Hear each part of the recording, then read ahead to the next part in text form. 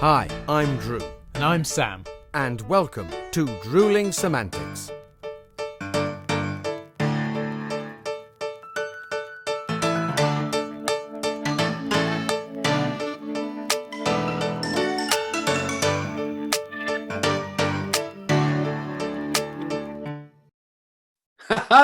Well, I see, Mr. Dunning, you haven't run out of that kind of liquid refreshment.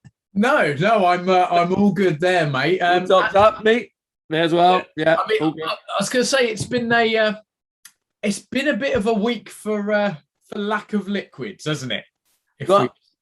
Let's say it's not often possible to keep one's movements fluid, shall we say? No, very true. Have you been affected? I might have to go for a little fuel hunt later. I managed to. I was driving back from a gig. I was driving back from Barnstable, and I started off with nothing in the tank, and then I found a petrol station and topped up. So that has kept me going during the week. I've got to get my mum off to a hospital appointment later, so I'm legitimately going to go and put a little bit of fuel in the tank. But yeah, I've had to keep an eye on it, shall we say?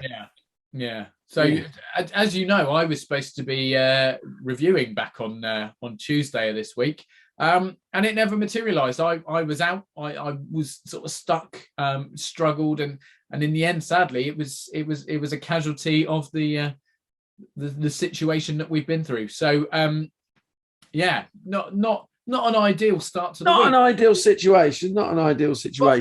But I have to say, aside from that, I've had a lovely week. It's been really good. What have you been up to, my friend? Have you had a lovely week? So more rehearsing for the upcoming play, A Stroke of Luck, which happens next week. Scary stuff that's come around really quickly. Yeah. And as you well know, mate, we had an outing together and appearance on I was going to say a stage. It wasn't really a stage, but we managed to get together and do a bit of fooling around performing, didn't we? Yeah, quite literally. Yeah.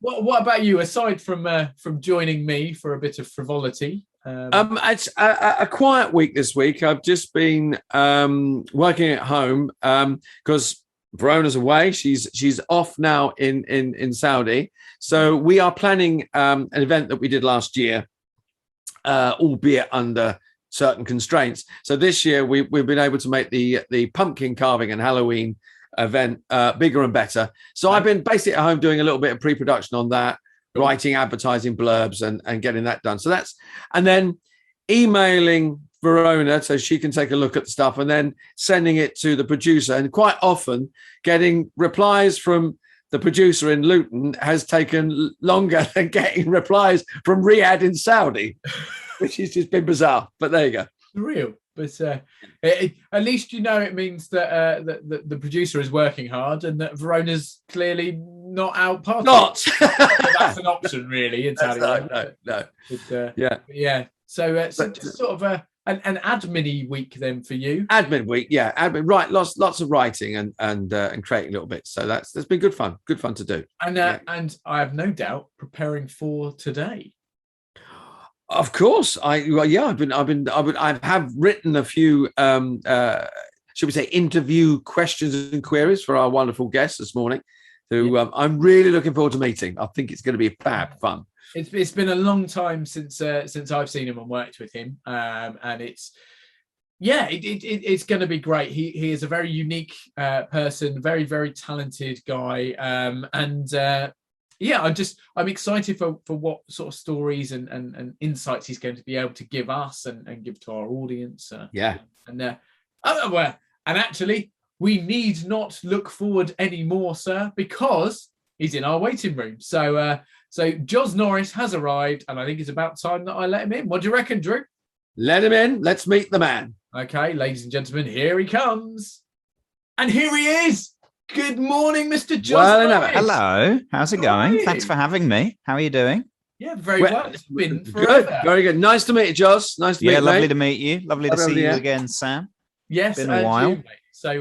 So, ladies and gentlemen at home or wherever you might be watching or listening, please meet Mr. Joz Norris, an old acquaintance of mine from back in the day. We did a silly job. We worked together on a very, very strange web series. Yeah. The backbenchers. The backbenchers, where I played an ex-convict trying to sort of fix his life, trying to get back on the straight and narrow, and you played Joz Norris with a. I played just a mad person who lived in your house. It was like a flat share. It was like an ex-con flat share, and you moved in with it was Zuma Puma, that's not her name, but it's always what I call her because it's what she's called on the comedy scene. Nellie Scott played a kind of very stern. Was she the landlady or was she just the other housemate? I can't really remember. I think she owned the place, but also lived there. And yeah. Anyway, you fell in love with her. I wandered around with a cup of tea on my head. Really strange show. Kind of trying to make like a social issue about like rehabilitating people after prison, but also me in a shark outfit just being an idiot. And weird show. And there we go. That's it. Thanks everyone for joining us. That's Joz. Yep. Yeah. No. So as said, Joz and I worked together before. But I mean, we kept in contact ever since and followed your career, which is just I guess surreal is a very good way of describing everything you do and everything you get involved in. I've sort of done strange stuff, I guess, but never really consciously. It's just been a case of kind of like following where my interest goes and then going, oh, I did another weird thing. I didn't mean to, but it turned out that way. You're following a niche because it's just happened, I guess. Yeah. Nobody really sets out to be like, I'm going to do stuff that's really going to irritate audiences and kind of polarize that. You kind of make stuff because you're like, I think this is good. Then you go, oh no, I made another polarizing thing. Okay, so for those people out there who aren't familiar with your career and where you've come from and your background, give us a very quick explanation for everyone about what you do, how you started, and where you've come from. So I do comedy stuff basically, and I kind of got into it at uni. I did youth theatre through my teens and did bits of kind of like proper acting and serious acting, and tried to write plays in that very sort of teenage tortured way that you do, where you're like, wow, this is really profound and deep, but actually you read one Pinter play and didn't really get it, and were like, I'll do exactly that. So I wrote that kind of thing. And I think I had it in my head that like I wanted to perform and I wanted to write, but I wasn't quite sure in what way. And I liked theatre and I liked film and I wasn't sure where I'd go. And then at uni, I met a bunch of comedians and I was writing some comedy scripts for the student radio station, just like bashing them out week by week. They weren't amazing, but it was kind of giving myself a deadline, like every week to go try and write a new script every week. And these stand-ups who ran the Student Comedy Society said, come on down, try a gig, give it a go. And it just sort of clicked into place, really, because I think I knew I loved performing, I knew I loved writing, but I knew I didn't quite have like the discipline maybe to follow the grooves of those careers. Like there's such like, well, it feels like there's such pathways in those careers, and I wasn't quite that good at following them. Whereas in comedy, it's so much more like you come up with the thing you want to do, you do it on stage, you're kind of in control of what you do. And been doing that for about 10 years now. So now it's kind of fed off into different things. Like for a long time, I just did stand-up and then I did bits of character comedy. And now I do bits of writing and bits of acting, usually always skewing towards like weird comedy stuff. Every now and again, I go back to where I was when I was a teenager and do the odd like actual play or actual bit of acting or writing. But generally, I kind of write and make stupid stuff. And that's what I do today. Amazing. Make stupid stuff. I love that. I make stupid stuff. It's brilliant. Yeah, it binds us all really, because you kind of. It's true. I feel like as soon as you say I'm a comedian, there's always an expectation of like, oh, you're going to tell a joke, and I'm sure it's the same for you guys. Like as soon as you say I'm an actor, you probably get the thing of like, oh, what have you been in that I might have seen or whatever. Like there's always an expectation of like, well, if you're that, then you must fit my understanding of what that is rather than anything else. So it's sort of, I just find it easier to be like, I do stuff. It's mostly funny. You might not find it funny, but like some people do. And it's a way of getting out of those conversations, really. You just go, well, I have a friend who he always says, he's an actor and, he writes a description on, his socials and everything. He says, I dress up and shout for a living. And it's like, that gets him out of that. Perfect. Yeah. You don't even need to tell people what the context is. No. They just go, okay. Could be a politician. Yeah. Could be whatever. Yeah. So do you have, we all have influences and people that you look back. Is there anybody that sort of or influences you still, or is there someone that you looked at and went, I want to do that, I like that, you know? I think when I was growing up, it was never like, I was always obsessed with comedy and knew, even when I was like writing plays and acting in plays as a teenager, I knew that comedy was a thing I wanted to go towards because I was obsessed with sitcom. I didn't watch much stand-up. Like I remember we had a Lee Evans VHS that I loved and I thought it was amazing. But stand-up didn't have like a huge part in my brain, but sitcom was massive for me. So I loved Alan Partridge and The Mighty Boosh and Peep Show and Garth Marenghi and all those shows that kind of came out in the early mid 2000s. So I think they had a huge influence on me. And I think that might be partly why I ended up going down more of a kind of odd alternative route, was that like I didn't have the model in my head of just being the guy on stage with the microphone telling jokes. Like that wasn't really what comedy was to me. It was always about telling a weird story with a big character, because that's more what sitcoms about. So I kind of always tried to make comedy shows that it wasn't like I was trying to do a sitcom live, but I just think there was more storytelling involved than there would be if I was just stand up. But then I think recently, since I've done it more, I think the comedians who really kind of leap out to me and mean the most to me are the people who sort of, they just sit in this quite unusual space within comedy where they're not stand-ups, but they're also not character comedians either. They're sort of in between. So there's John Kearns is incredible, and Ben Tarjay and Sean Morley and Lucy Pearman. They're people I work with a lot. So I don't know if your listeners will know them, but if they look them up, they've all done incredible work that sort of, they're almost in character on stage, but they're also sort of themselves. And sometimes they'll be like, Lucy makes these amazing shows where she's a kind of Victorian maid looking for a cabbage, and John does these shows in this funny monk's wig with snaggle teeth, but they're all basically playing themselves. They're playing these kind of like weird, grotesque facets of themselves. So what you're watching isn't quite a theatre show and isn't quite a stand-up show. It's sort of this strange hybrid where you just sort of go, oh, I'm just an audience watching a performer do their thing. So that's the stuff that really kind of like gets my brain firing the most now. When I watch people like that do stuff, I go, oh, this is great.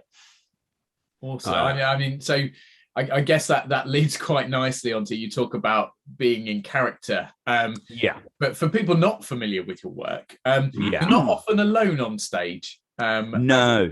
And that's possibly a weird way of describing it, because it is just one person stood up there, but you're often joined by, I don't know what the way to describe them is, alter egos. Is that probably... Yeah, they're sort of like, it's so I kind of had a phase in around 2013-14 where what I was doing was full on character comedy, in that I would say, now I'm going to be Mr. Gumbo, which was a sort of rubbish superhero, and now I'm going to be, I had specific characters, and then I would put on the costume and they all rubbish. They were all absolute rubbish. Like I do look in hindsight at those shows and go, that was just me kind of following my own ideas about like, maybe it'd be funny if I did this, with no consideration of like, will this be good for the audience? I don't know. Like one of them was just me running around drinking everyone's drinks while some bluegrass played, and I was in like a little pair of pants, and no craft to it at all, no sense of like, why is this funny and why do I want to do it? I was just like, that's what I'm going to do. So that was a sort of a phase, and then I did shows as myself for a bit, but then last year I kind of now tried to get to a point like you say, where it's more a kind of an alter ego thing than I'm playing the character.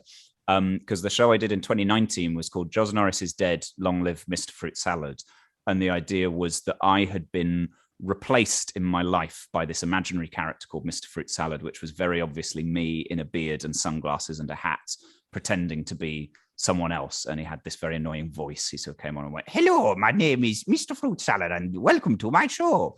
And it was, again, rubbish. It was a really bad character with no depth or no kind of like substance to it. But then I think I managed to get my head around that being the point for the first time, of like, everybody knew it was me clearly having a breakdown and hiding and pretending.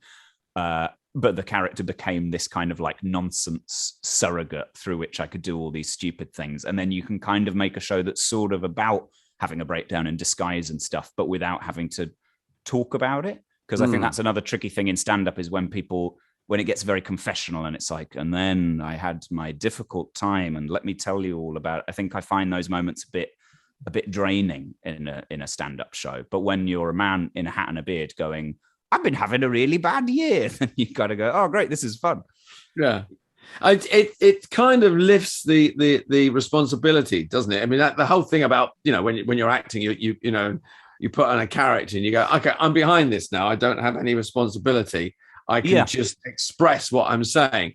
You say you put a daft hat on and some sunglasses. You can do what you like. Yeah, I think it's a freedom thing, really. It's like that's the mask, and then it's the same thing. John Kearns, who I mentioned before, he came up with this. Like, he was around on the circuit for years, always doing this very, very kind of batshit mad stuff, and kind of struggling to get anywhere because people just went, "This guy's insane. We don't know what to do with him." And then he put the wig and the teeth on, and suddenly he did a show that became a huge hit, and people really loved it because that was his kind of way of engaging with the audience, of like, now I'm this guy, so the mad shit I do is sort of contextualized, and you go, oh, it's not him, it's his mad character.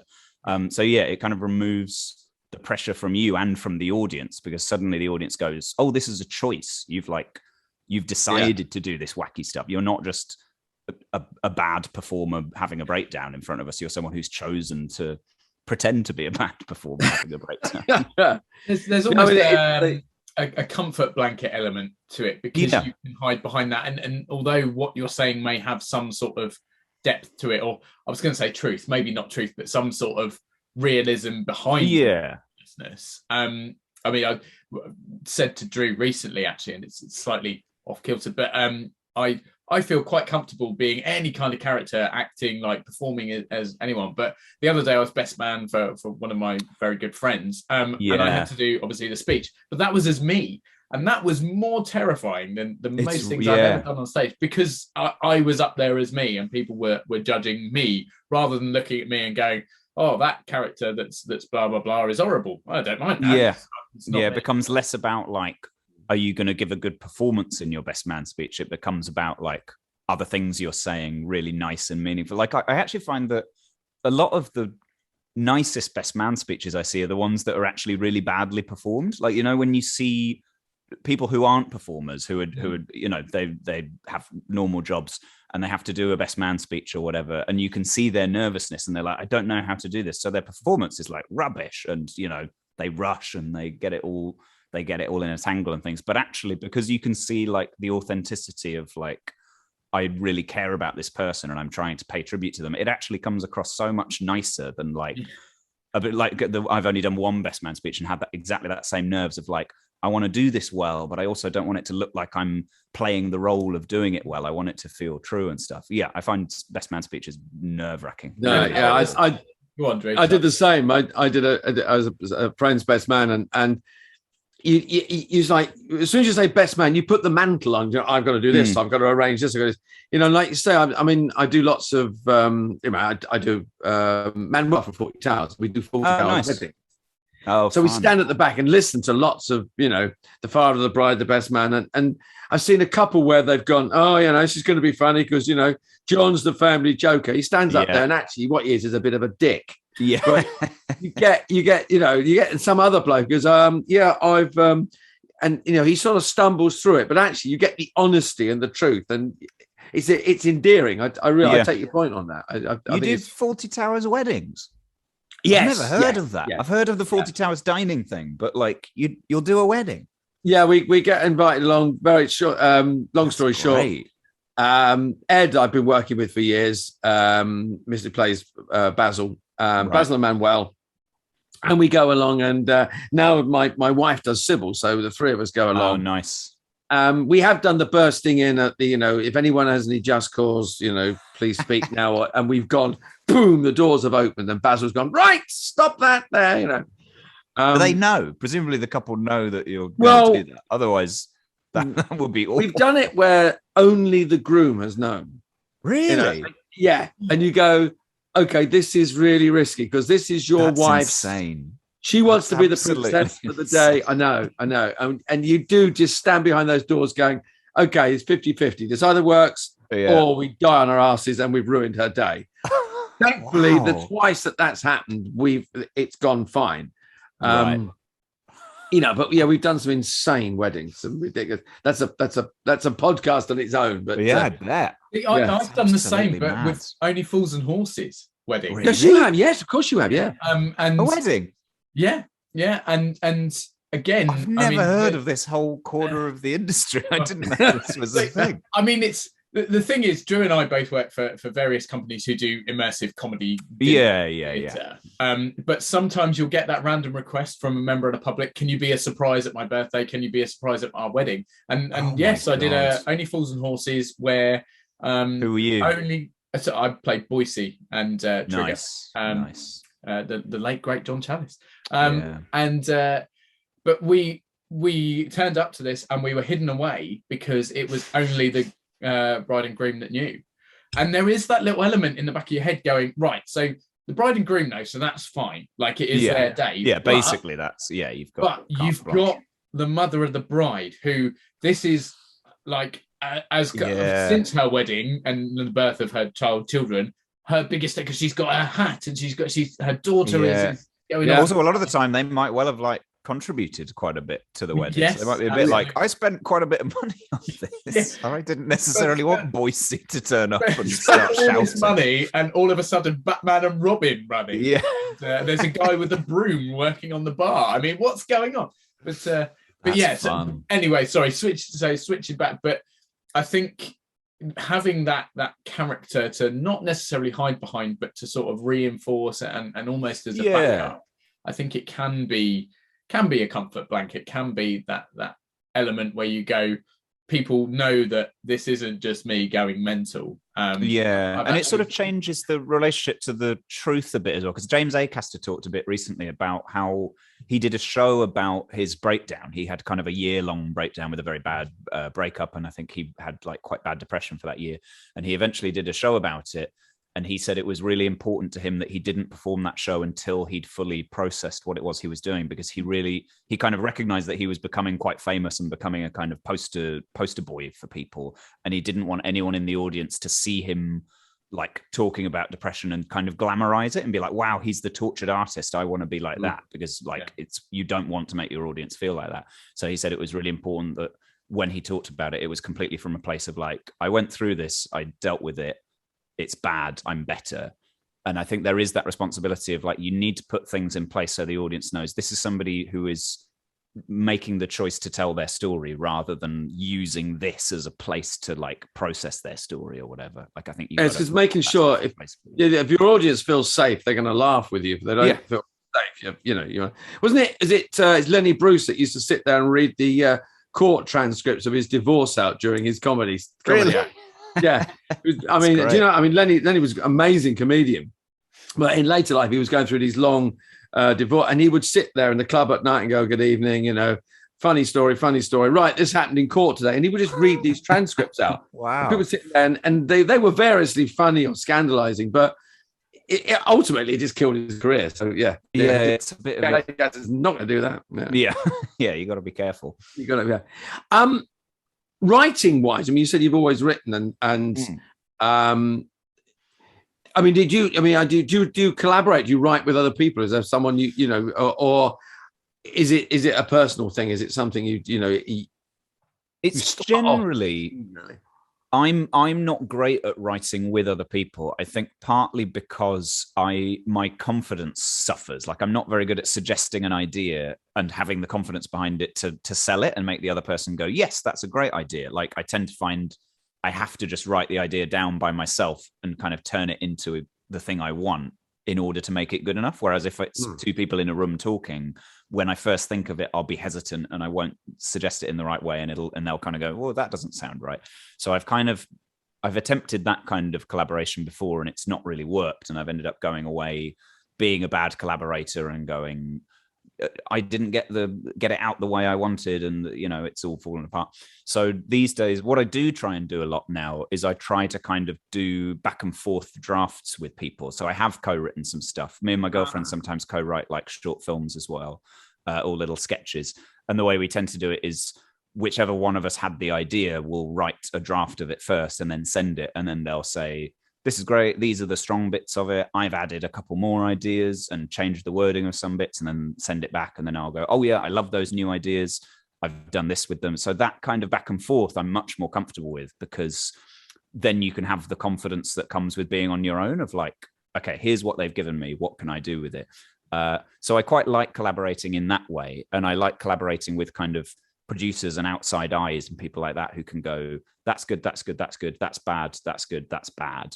That's very useful to me, but I'm quite bad at bouncing off people in a room. I think I'd be terrible in a writer's room, like an actual kind of, we're all here to write this show. I'd just be quiet in the corner and they'd be like, get that guy out of it. He's contributing nothing contributed anything. Yeah, I'd be so bad at it. So yeah, I do try and collaborate, but in quite a specific way where I'm still basically kind of on my own doing it. Yeah. If that makes sense. Sorry, Sam. I was going to say, kind of jumping back a little bit, we were talking about obviously an audience's interpretation of you as a performer, particularly if you're using character and saying actually it can make them feel a little bit more accommodating or a little more comfortable rather than thinking this person's having a breakdown. Or yeah. What about, so being that your style of comedy is perhaps different to quite a lot of the mainstream, do you find that you avoid controversy? I mean, obviously we're living in a world now where people get offended by a lot of things, rightly or wrongly, and there are certain subjects that are very much frowned upon or that people will try and avoid, and there's this big cancel culture. I think even just this week there was an article about Catherine Ryan saying something on they found an old joke about animal testing. And I think it's very difficult now because you have got a lot of shock comedians still in existence, the likes of sort of Jimmy Carr and Frankie Boyle, who will deliberately say things to promote response and to deliberately be offensive because that is their style.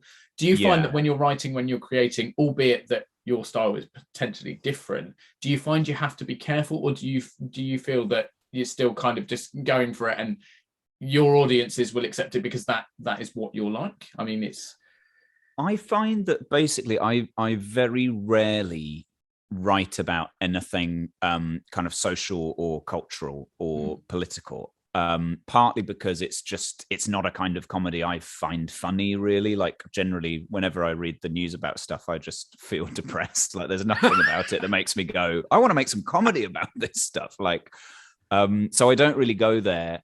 And I think also because there's the knowledge of like, as soon as you start to do that, you're drawing a line down your audience somewhere. Like there's something nice about the idea that if you're going to be doing stuff that's stupid and just imaginative nonsense kind of thing, then you, even though it might be like a particularly kind of weird brand of stupid that some of your audience goes, this is weird, I don't like it. Yeah. You're not kind of drawing a battle line of like, if you don't agree with me about this thing, then you're outside of it. I think that's a line that I don't like drawing in my audiences.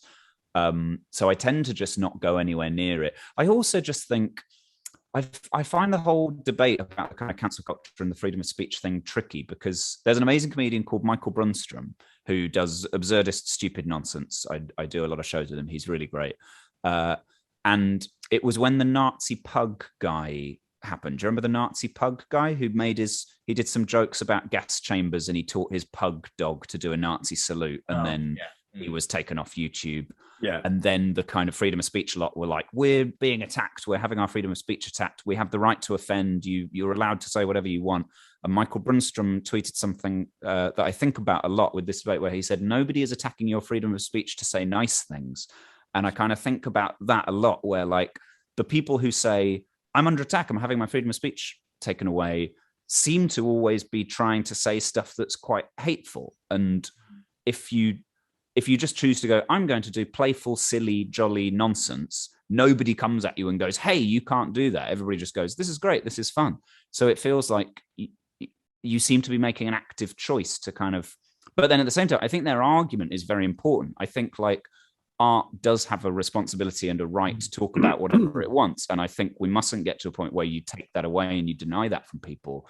But it's become this funny weaponized thing where the people using that argument, by and large, this is a big generalization, but by and large, they seem to be people trying to say kind of hateful, divisive, unpleasant things. And and again, then you get bogged down in politics. Maybe I only think that because I disagree with their politics. And maybe actually if I was on their side, I'd go, no, we need to defend these people's rights. So I think because it's such a muddy issue, I just try not to go there. I try to do stuff that I think is like joyful, stupid nonsense. And then it should mean I never upset anyone for thinking something. Unless you've I can upset them for just going, hey, you've stolen my drink and then poured it on my head. Can you not? And that's a much easier line to draw of, okay, that was out of order, rather than, you know. Yeah. I'm an idiot rather than rather than you're an idiot for not thinking the same as me. Yeah. No, how could Mr. Fruit Salad possibly be offensive? Let's face it. Yeah. Yeah, he's irritating. He's irritating for sure, but he shouldn't offend, really. But it is a tricky one. Like I kind of, well, it's always like as soon as somebody you like says the thing, like Nick Cave, I went to see Nick Cave do a Q&A and he talked about cancel culture and he said it's very dangerous and we need to let art has to have the possibility of being dangerous and causing risk. And I kind of heard that and was like, yeah, you're right. Art, we do need to let art be challenging and to go to these like difficult places. And I was like, but I'm thinking that because Nick Cave said it and I really like Nick Cave. Like if I saw a right-wing comedian say exactly the same thing, I'd go, shut up, just do something nice. But so it's always, you choose who to listen to and who to not listen to. And that in itself, I guess, is part of the problem. So I went up to Edinburgh this year. My wife took a show up for 4 days. Oh, cool. I missed it. Yeah, it was great. Took a children's show up. It was really great. There was a very strange vibe up there. I mean, I went to the Pleasance and like there's no one there, and and then it was quite liberating as much as, there were a lot of comics up there, a lot of comedians who were saying, I've got the space this year to sort of, I don't feel overwhelmed by thousands of stand-ups. I mean, it's obviously something. I mean, I know you've done it yourself.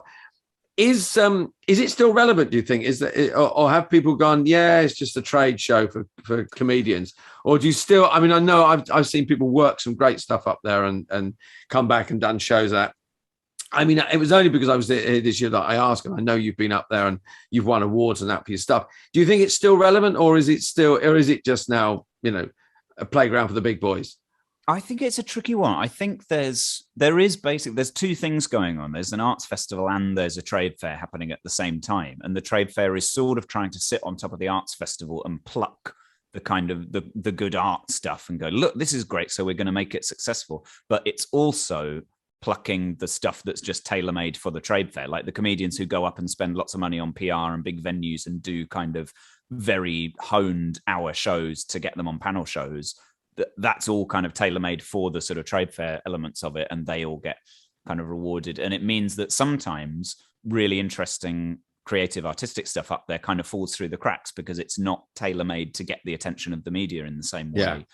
And then I think you get into the difficulty of like, well, if you're going there in order to do something creative and artistic, do you need the kind of media success? Why are you going for that anyway if what you want up there is just to do something fun and creative? And I guess it's because there's just two things going on. There's acts who are great at making very unusual, strange, imaginative stuff, and then there are acts who are amazing stand-ups who are great at writing jokes that are good at panel shows. And it's sort of like the media side of things and the press side of things is kind of trying to get the best of both worlds up there and kind of choose the winners of both sides. But there shouldn't really be any winners. It should just be, wow, loads of people made loads of great stuff. But I guess it is too big now. There's too many people doing it. Yeah, I know I took a show up with friends a few years back, and we were doing street shows during the day to earn money. Yeah. And then we would do our show in the evening. So I was doing this crazy act in the street, escaping from handcuffs with my head in a bucket of water. And then we found ourselves like 2 hours later playing Bullseye with Jim Bowen. Oh, great. We were sort of crowbarred onto this. So it was these three lunatics sort of sitting there going, why are we here? Playing darts with John Bishop and people like that going, oh, nice. Ultimately, so commercial. And then, what are you doing this afternoon, lads? Well, I'm going back on the Royal Mile with my head in a bucket of water in half an hour's time, So we kind of crossed over the two there. But it's it is big, and it was so nice going up this year to something that was a lot smaller. It kind of got back to its roots a little bit. It felt good. Wonder, I think next year will be really interesting because either people will notice that this year gave so much more freedom to the artists and that kind of thing, and it was a bit smaller and people could be more kind of creative, so they'll try and make next year more like it. Or people will go, we've lost so much money and so much momentum in the last 2 years that we need to make up for lost time, and it will become even more corporate than ever. There was just a weird statement from the Fringe Society saying, we've decided we're no longer using profit as a measure of success. It's important to us that we put on a Fringe this year and it achieved all these things. But you're saying that because you made no money this year. And it might well be that next year they go, we've decided profit is really important again because we made money, I'm not sure I can see that being a statement released, though. Yeah, probably not. Yeah, that'll be an internal memo where they're like, we need to make money this year. We've made so much money, we don't care anymore. Thanks very much. But, Love it. I mean, mate, it's been phenomenal chatting to you and catching up. And lovely to be back. We could go on for hours and hours. But one thing that we do tend to try and get our guests to fit in the brief appearances they make with us is I was going to say a funny story, but I don't think you've ever told me a story that wasn't funny. So I guess, have you got something that you can leave our listeners and viewers with? A weird and wonderful, again, weird and wonderful is absolutely your kind of game. So we could be here all day, but something really special or random or a great story or anecdote that you could tell us. The thing I'm reminded of, because I thought we're talking about kind of theatre and acting and the arts and showbiz and that kind of thing. I thought I could tell the story of sort of the last but one time I did proper theatre. I did do a play in 2018 actually, but before that, the last time I'd done an actual kind of acting job that wasn't comedy related was one of the just bizarrest sort of sequences of things that have happened. It was a touring outdoor modern musical production of Love's Labour's Lost. Where they took Love's Labour's Lost, which is already about 2.5 hours long, didn't cut any of it, but added over an hour of pop songs, and then toured it all around the country and performed it in the grounds of castles around the place. Right. And the production lost £32,000 overall. That was the net loss on the thing. Just a disaster. And we kind of took it around, and the sort of peak of it was we did a week in Cornwall. We sort of went around these different castles in Cornwall, and just a sort of litany of disasters, the whole thing, where they found out they couldn't afford proper accommodation. The only accommodation they could afford was a yurt on Land's End. There's a yurt there that you can book. So we had to drive to Land's End. But the venues we were performing it in were at the other end of Cornwall, and Cornwall's massive. Cornwall's really, really big. So we had to drive for about 3 hours every day to get to the venue. And then the show would finish at close to midnight because it was so long. And then we'd get in the van and drive 3 hours back to Land's End and sit in the yurt.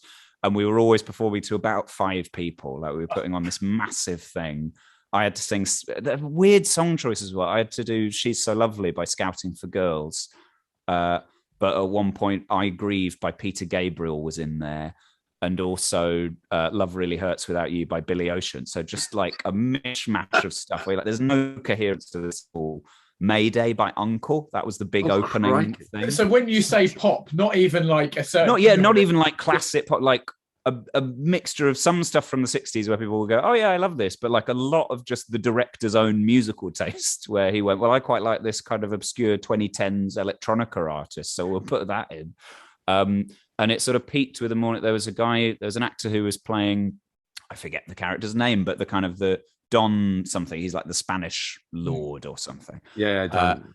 He sort of went mad, and one morning he played saxophone, and he was trying to practice his saxophone, and then he noticed that every time he played saxophone, the cows in the next field started having sex, because I think they mistook it for some sort of, like, I don't know, maybe there's like a certain kind of mating moo that they do, and somehow the way he played it sounded exactly like it. So the last kind of 3 days of this thing, we were all getting so depressed and so tired, and we knew we weren't getting paid because it was losing so much money.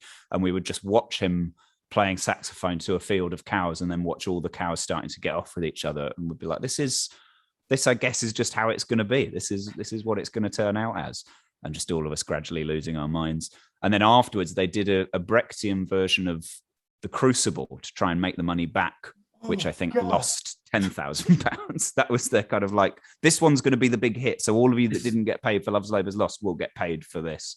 Just another disaster. But I made a lot of friends. I wouldn't have moved to London if I hadn't met the people I met on that show. So even the things that go horribly wrong tend to give you a way forward. We've got a few seconds left. I mean, we've heard. Oh yeah. What have you got? What have you got coming up? What you're working on at the moment to springboard to the future? I'm working on a new show, which might be for Edinburgh next year. So that'll be in 2022. And I'm working on a radio sitcom that is going out next summer. So I'm just in the middle of writing that, because it's this funny thing where they tell you it's going out before you've even written it. You pitch it and then they go, yep, that's fine, write it and we'll send it out. So it could be rubbish. I could hand them in some absolute rubbish and they go, oh, we already told you we'd broadcast it, so I guess we'll broadcast this rubbish. But hopefully I'll make it good and then that'll go out on Radio 4 next summer. But people can find me online on joznorris.co.uk and stuff like that, and they'll see any updates on any of that stuff that I'm doing. Excellent. Lovely stuff. Amazing. I mean, it has been an absolute joy chatting to you again. It's been lovely. Thank you so much. Really appreciate you coming on, and looking forward to seeing what you've got coming up, because and for anyone out there listening or watching, if you see that Joz is touring or is near you, or even if he's not near you, travel, because it will be an experience that you've never had before. And thank you very much. And just feel good, ridiculous comedy. So go and check him out. But mate, thank you again for coming to join us today. And, thank you so much for having me on. Pleasure. No problem at all. And we'll speak to you very, very soon, and hopefully see some stuff, particularly and tune in on the radio as well. And that's all good. So that'd be lovely. Yeah. Good job. Cheers, Joz. Take care, mate. We'll see you soon. Cheers, mate. Thanks so much. See you soon. See you soon. Bye. Bye. Well, that was great. I mean, I've never met the guy, and it was an absolute delight to chat with Joz this morning. That was really, really interesting. Isn't it interesting how serious comedians take comedy? Do you know what I mean? Because there was a brilliantly, there was moments of Mr. Fruit Salad, crazy character, but and then he died, he cut it all apart, and it was just like fabulous, so serious, so clever. So much more depth to being silly, which is weird to say. It's oxymoronic, but yeah, no, absolutely. And he's a very, very talented guy, very good writer, and as I said, having worked with him on quite a strange production, I mean, he just brought something so fresh to it. It was a joy to work with him, and a joy to have him on today as well. It was really I mean, I would advise anyone to Google Joz and watch some of the stuff he's got on YouTube, because it is very, very funny. And then hunt him down and see him live, because I think he's even funnier, live. Yeah. But what a lovely chat. What a really, really interesting and inspiring guy. I mean, we're lucky that our guests are always inspiring, but if there are any young comedians out there going, am I doing the right thing? It just goes to prove that he's followed that from, university writing and also I found it very interesting saying I write on my own. I write, I like to be on my own. That was, I like, the artist sitting in a garret creating his work. He's like, it still goes on. It's still there. Yeah, except he's in Chalk Farm or wherever he lives. Well, yes, exactly. So not quite as elaborate surroundings, perhaps, but maybe not. No, and genuinely lovely to have our first guest of the season as well. And of course, it's our first. What an opener! What an opener! Yeah. So, what have you got coming up next week, then, matey? What's happening in the Well, so I've got a hectic week, mainly because next weekend is the opening of the show. So a stroke of luck. Yeah. So if anyone wants to come check that out, we are at we're in Aylesbury on Friday and then Watford on Saturday, the Pump House Theatre, and Aylesbury's at the Limelight. So yeah, please come and check us out if you're free and in the area and would like to come and see some brand new theatre. But yeah, so this week is just sort of final rehearsals, teching, dressing, all that sort of stuff, and then on to performances. So yeah, quite a busy one for me, but all very much one subject this time, not kind of spreading off to my various branches or whatever. But whereas I know you are doing quite a bit of varied work this week. Is that right? I've got I've got the Panto press launch on Tuesday. Yeah, just looking at my calendar. Yeah, Tuesday. And then I'm doing some role play later in the week. I haven't done that for a while. Medical role play. I've done it. It's playing various characters. Well, not very characters, but truthful human characters in various scenarios. So it's for medical students, doctors, and it's specifically for talking to patients one-to-one and getting a diagnosis. And interestingly, because so much of that is happening over Zoom at the moment, these particular role play is going to be taking part over Zoom. So we'll be doing it, as they will be doing it if they're talking to patients in that scenario. So that's going to be interesting because I've never done one over Zoom, never done the role play over Zoom. So yeah, I'm looking forward to that. Be interesting. Wow. And then later in the week, some dinner theatre. Yeah. So that'll be Falls, Only Falls, Norses, and Fawlty Towers combined. Oh, so fancy! Yes, I know. Yeah, so that'll be a busy night. So a bit of Manuel and a bit of Del Boy and a bit of During the War. So yeah, so that'll be fun. And of course, my wife arrives back from Saudi Arabia at some point during the week. Yeah, I'll stick that in the diary. Well, as long as they've got enough fuel to put in the planes, mate. That's the. Well, she's doing. They flew directly to Saudi, and coming back, they're having a stop off in Bahrain.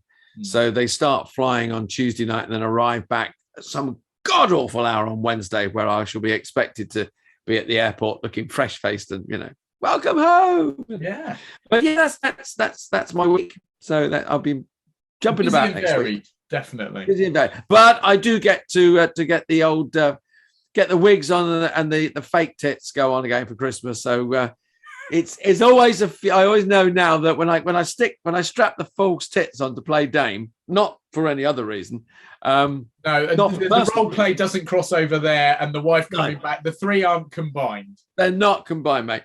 But so I'll be strapping on, and then I know that there are only a few shopping days left to Christmas because Panto rehearsal starts soon. Yeah. Yes. Which I can't wait for. I mean, mate, Christmas is going to be incredible this year, I think, because having had such a subdued performance Christmas last year, shall we say, I think this year people are going to be going bigger and better. And I'm excited. I know you're excited.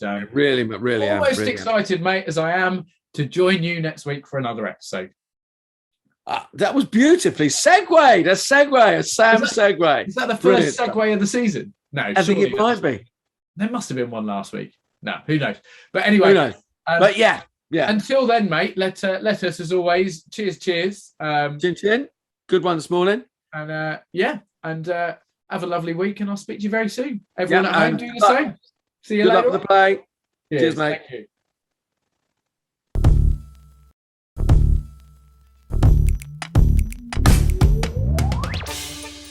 Thanks again for tuning in. We hope you've enjoyed watching this episode of Drewling Samantics. If you have, then please consider subscribing to our channel and you'll get notified every time a new video is released. Don't forget, we're also available as audio only. Just search Drewling Samantics in any good podcast app. Please support us on other social media too. We're on Facebook, Instagram and Twitter, and all our links and handles are on screen now. We love welcoming new followers and subscribers, so please share with your family and friends, and we'll be eternally grateful. Stay safe, and we'll see you next time.